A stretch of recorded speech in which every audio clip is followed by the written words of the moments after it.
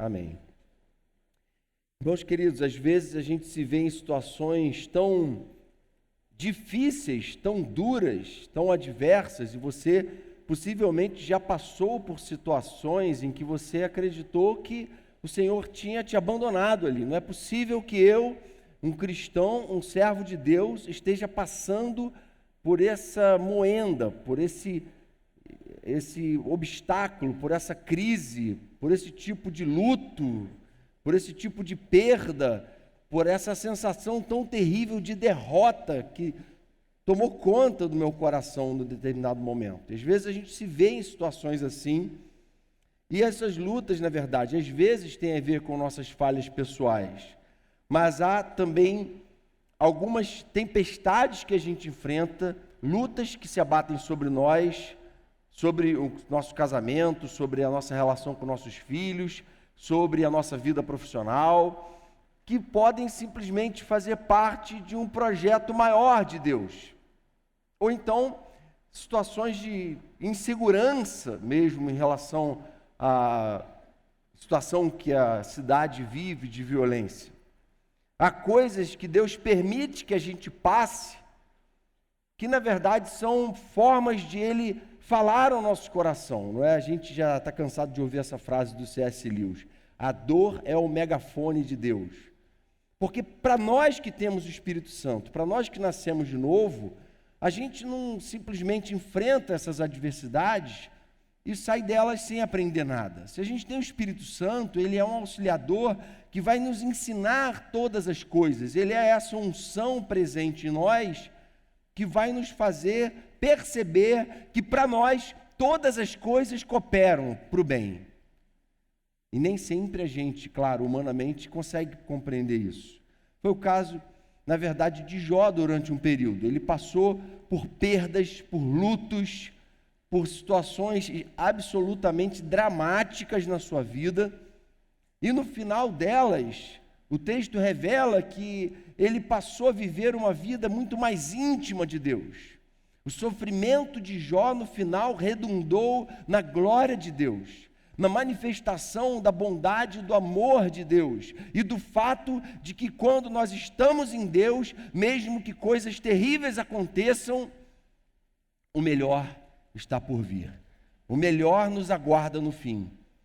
No caso de Jó, experiências dessa existência, mas mesmo aqueles que não experimentam ainda esse melhor nessa existência, vão experimentar eternamente em glória com Deus. Então há coisas que, do nosso ponto de vista, não deveriam acontecer, são ruins, mas devem ser evitadas.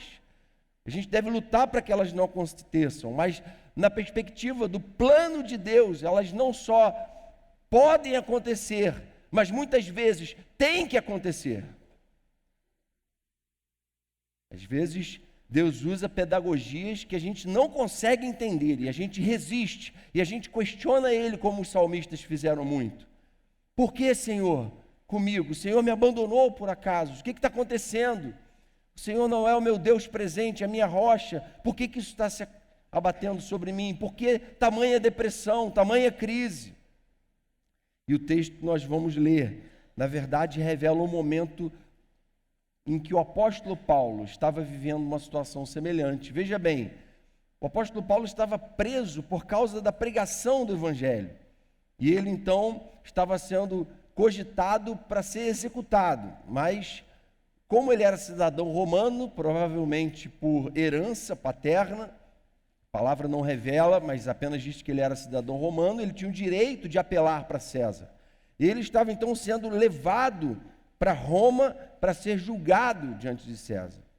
E aí, eles enfrentam uma grande tormenta, e o navio que eles estavam fica a ponto de naufragar, e eles começam a passar fome ali naquele navio, e dia após dia vinha tempestade, tempo nublado, e as coisas não melhoravam, de modo que muitos já haviam desistido da própria vida, muitos que não conhecem a Deus, não conhecem o poder de Deus, a revelação de Deus, ficaram totalmente inseguros, entregaram os pontos da batalha, entraram em colapso e em crise.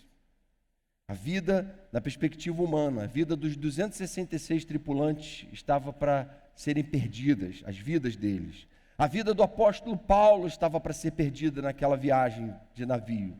E mais do que isso, o plano de Deus para usá-lo diante de César estava correndo um risco, na lógica e na perspectiva humana.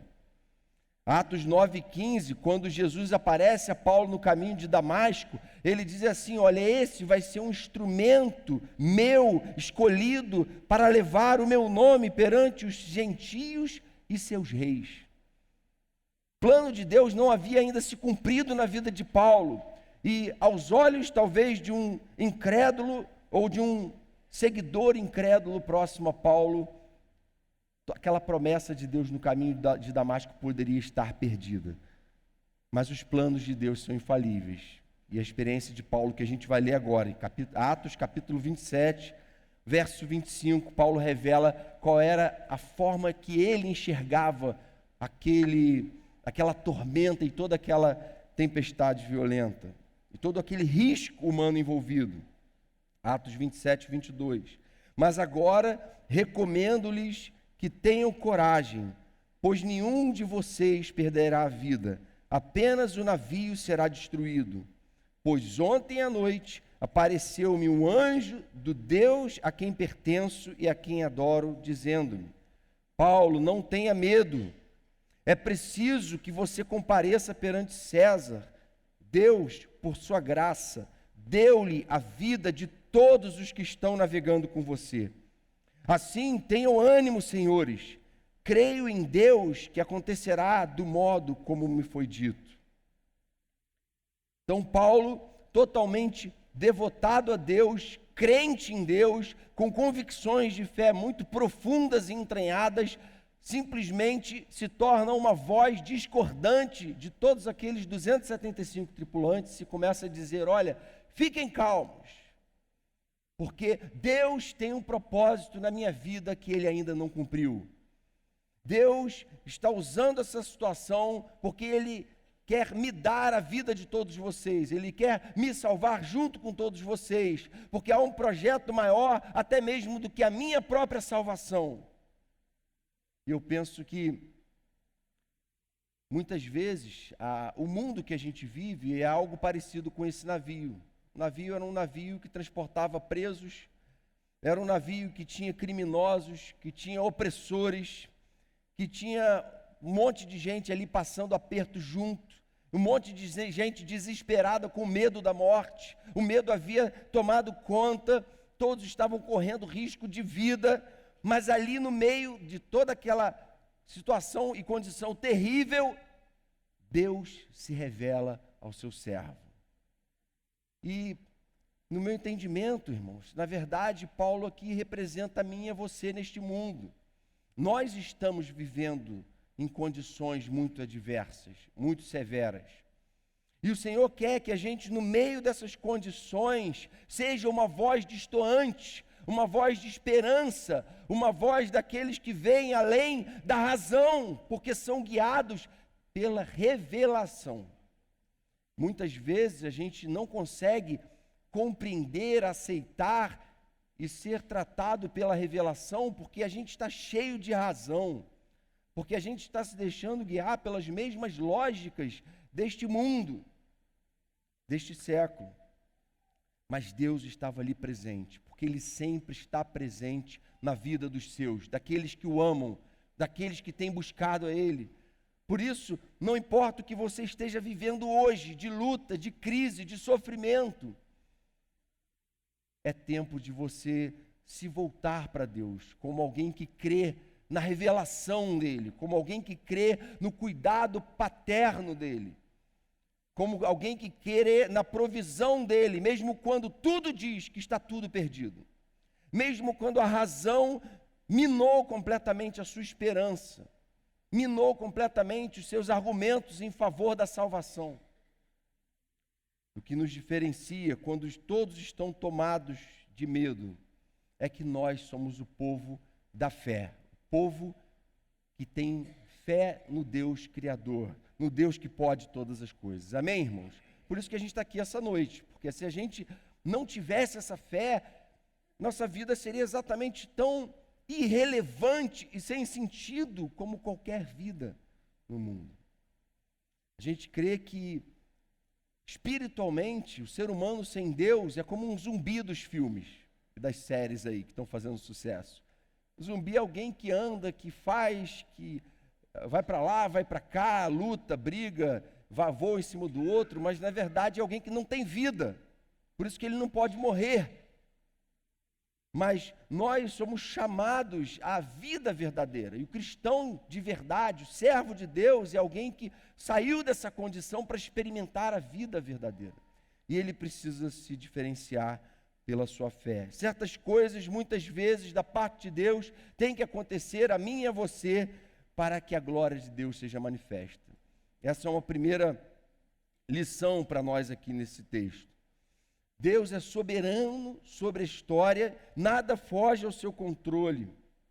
A palavra está repleta de exemplo de homens de Deus que foram vítimas de situações muito difíceis, lutas muito intensas, como Jó e como o apóstolo Paulo e tantos outros, e saíram dessas situações fortalecidos, porque havia um propósito de Deus na vida deles.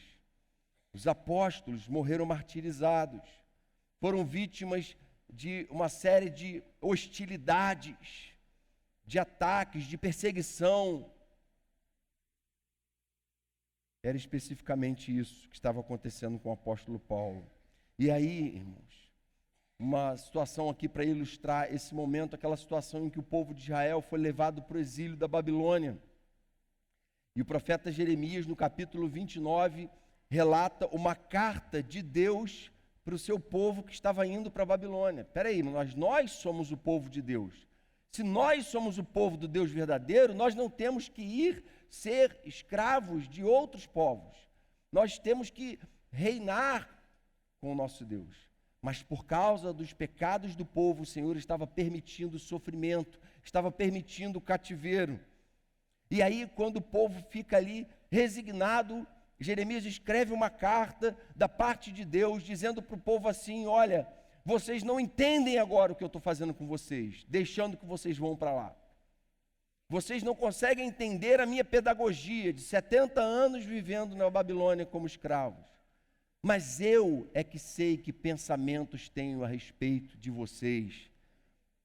Planos de fazê-los prosperar e não de lhes causar dano. Planos de dar-lhes esperança e um futuro.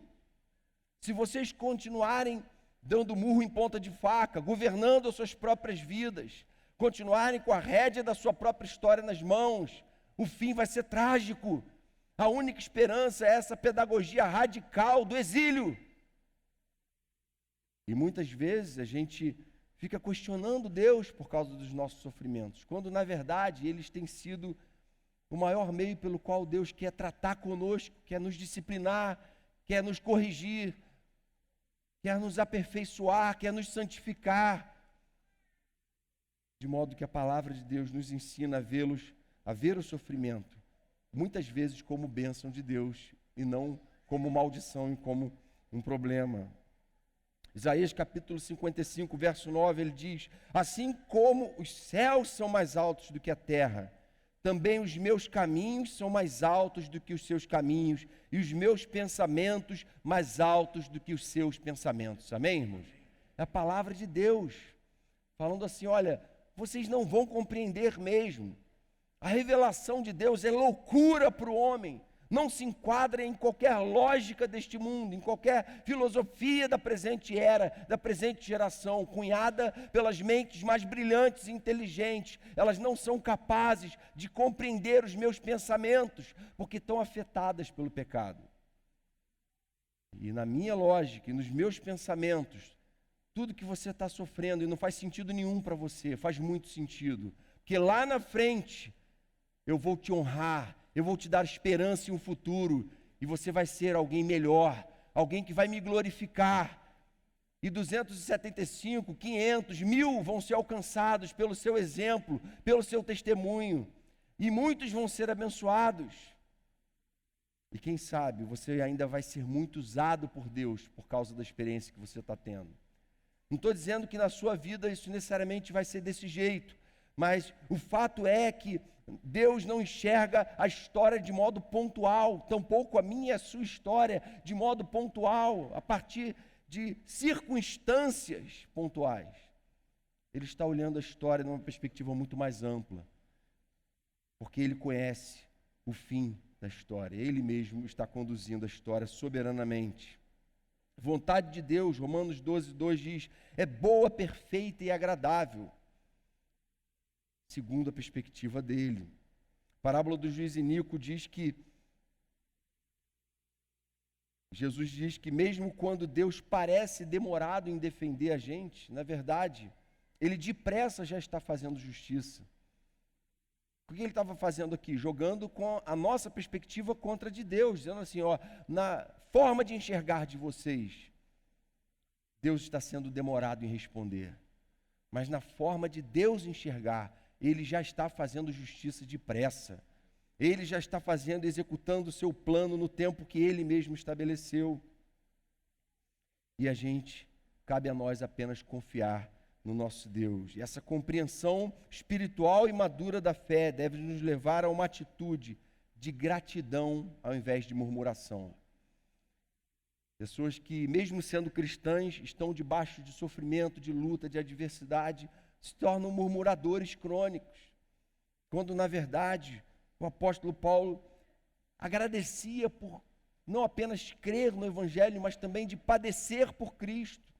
Nós somos chamados a enxergar as coisas da mesma forma. Precisamos desistir de tentar explicar por que algumas pessoas sofrem mais do que outras e passar a ver que Deus, em todas elas, se faz presente na vida daqueles que o amam e nele se refugiam, para que através deles, através de nós, manifestar a sua glória, seu cuidado e seu carinho paternal. Amém?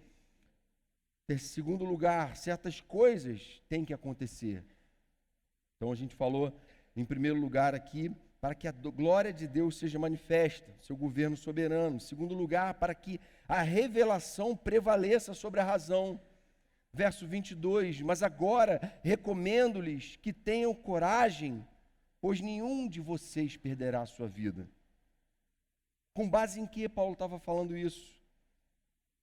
Com base naquilo que o próprio Deus havia revelado para ele na noite anterior. Verso 25, tenham ânimo, senhores, creio em Deus que acontecerá como me foi dito. Creio em Deus que não foi apenas um delírio meu, não foi apenas um pensamento positivo de mais um que está aqui nesse barco. Eu tenho plena fé e convicção de que Deus vai poupar a vida de todo mundo, porque Ele me disse isso. Porque algo foi revelado a mim. E aí, quando a gente conhece aquilo que foi revelado a nós da parte de Deus, na palavra dEle, a gente deixa de ser dominado pelos medos circunstanciais, pelas situações que nos abatem, que nos cercam, que nos sobrevêm, muitas vezes de forma inesperada. Se Paulo não fosse um homem de fé, de uma fé legítima e inabalável, ele entraria em crise junto com todo mundo. O que fez Paulo naquele momento ficar tranquilo não era porque a situação era mais fácil para ele. Ele também estava passando fome, ele também estava em total vulnerabilidade, ele também sentiu o chacoalhar do navio, as coisas quebrando. Eles já tinham esvaziado o navio, jogado até a estrutura do navio fora. Estavam apegados ali, lutando pela sobrevivência. Mas ele, no meio de todo aquele caos, se levanta e diz assim, tenham coragem, no verso 22, no verso 25, tenham ânimo. Sabe o que é Paulo aqui? Paulo aqui é a figura do cristão, é a figura de alguém que tem fé verdadeira e legítima em Deus, é a figura que eu e você devemos representar neste mundo. Daqueles que olham em volta e dizem, tenha coragem, tenha ânimo, há esperança, e essa esperança não se baseia no seu pensamento positivo, nos seus recursos, nas suas capacidades, ela se baseia no fato de que Deus está neste barco, de que Deus está na sua casa, de que Deus está no seu trabalho, Deus está nos seus negócios, Deus está no seu casamento. E se Deus está no seu casamento, tenha ânimo. E se Deus revelou promessas para os seus servos, tenha ânimo, tenha coragem. Ou seja, creia. Parece tão simples, mas às vezes, na verdade, é tão difícil para a gente crer. Foi isso que ele fez. Muitas vezes não somos capazes de mudar as coisas, mas sempre somos capazes de mudar a forma como as enxergamos. E é exatamente isso que a fé faz com a gente. Ela, às vezes, não muda as coisas, adequando elas ao nosso querer e aos nossos propósitos, mas ela, com certeza, sempre vai mudar dentro de nós. E quando a fé muda do lado de dentro, tudo muda do lado de fora. Quando eu passo a enxergar as coisas de forma diferente, submissa à vontade de Deus, orando e clamando pela direção de Deus, perguntando para o Senhor, Senhor, por quê? Eu quero saber qual é a tua direção, e vou até a palavra em busca de resposta. Irmãos, às vezes as coisas continuam acontecendo, o navio continua naufragado, mas agora eu estou ouvindo a Deus, agora eu estou percebendo que Ele pode, apesar do naufrágio, nos levar à salvação e nos fazer sobreviver, e mais do que isso, lá na frente, glorificar o nome dEle, amém? Há lutas que enfrentamos que a razão humana não explica, mas que se enchem de sentido quando somos movidos pela revelação do propósito de Deus para nós. Se somos movidos pela razão apenas humana, não faz sentido nenhum. Mas se a gente é movido por aquilo que a palavra de Deus revelou a nós, tudo passa a ganhar sentido. A gente enxerga o mundo por outra lógica.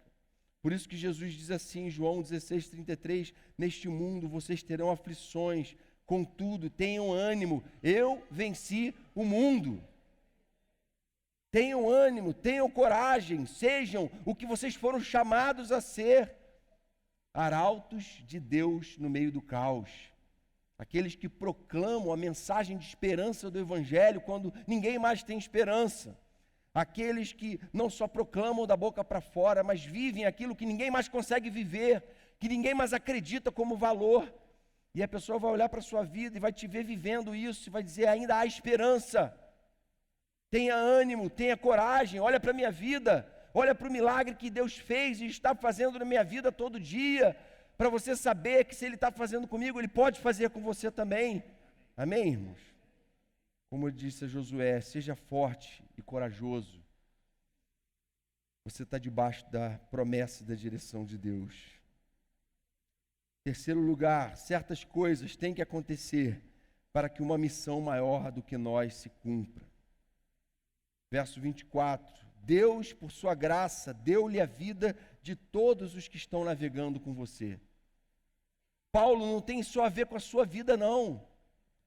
Tem algo maior do que simplesmente a vida de um homem, a sua vida, sem desmerecer absolutamente nada, uma vida só. Mas tinham 275 com ele. E o que Deus está falando, olha, Paulo, eu vou salvar você e todo mundo que está com você. Paulo, esse naufrágio não está pondo tudo a perder, ele é parte do meu plano. E aí, irmãos, às vezes a gente não se dá conta do impacto que a nossa vida tem causado na vida daqueles que estão à nossa volta. A gente vive sem medir as consequências das nossas próprias ações, sejam elas negativas ou positivas. Porque se a gente mede as consequências, o nosso testemunho vai ser diferente. E ao mesmo tempo, a nossa preocupação em viver de modo a honrar e glorificar a Deus, em viver de modo santo e coerente com o Evangelho, vai aumentar muito. A gente vai estar preocupado com algo muito maior do que simplesmente o nosso conforto. Né? A gente vai estar preocupado com algo muito maior do que simplesmente se tudo vai dar certo para mim, com os meus filhos, com a minha vida, com o meu casamento. e começo a entender que até mesmo tudo que vai dar certo para mim vai ser importante para impactar positivamente a vida dos outros. A nossa vida está atrelada a uma missão muito maior do que nós mesmos. A gente tende a viver uma vida autocentrada, a ter uma forma de administrar o nosso tempo, nossos recursos em prol de nós mesmos. Mas a verdade é que mesmo quando nós mesmos somos bem-sucedidos, Deus é glorificado em nossas vidas e muitas vidas são impactadas. E Deus está, sem você perceber, cumprindo uma missão através de você. Quando você pensa que tudo é para você e em você, Deus quer fazer através de você na vida das pessoas. E muitas vezes o que você está enfrentando é apenas uma preparação para o modo como Deus ainda vai te usar. E você ainda nem tem noção disso.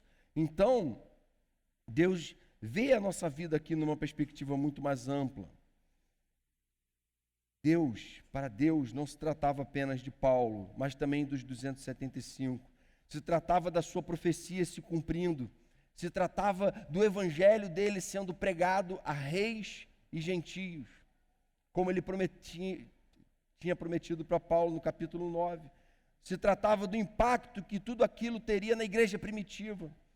Para Deus, a sobrevivência daqueles homens naquele naufrágio se tratava do testemunho que nós, 2000 anos, estaríamos aqui, 2000 anos depois, estaríamos aqui hoje contando.